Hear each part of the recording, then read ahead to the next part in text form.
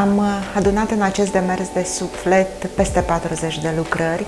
25 de artiști din țară și străinătate, din toată țara și străinătate au fost alături de noi în acest proiect dezvoltat de Eduard Uzunov, Galeria Rotenberg Uzunov și Asociația Culturală pentru Sprijinirea Artelor Frumoase în colaborare cu Asociația Aripi spre Viață. Astăzi am avut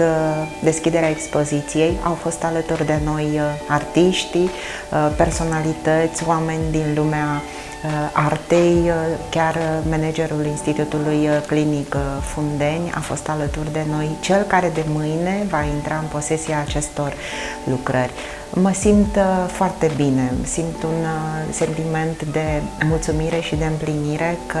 începând de mâine, de peste câteva ore, cele 40 de lucrări vor înfrumuseța saloanele și rezervele Institutului Clinic Fundeni și al Centrului de Spitalizare de Zi Pediatrie din cadrul aceluiași institut. Acesta este doar începutul unui lung demers care se adresează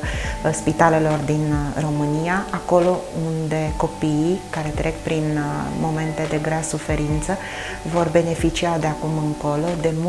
multe clipe de relaxare, de terapie prin artă, prin aceste lucrări care în curând vor ajunge și în cadrul altor spitale din București și din țară.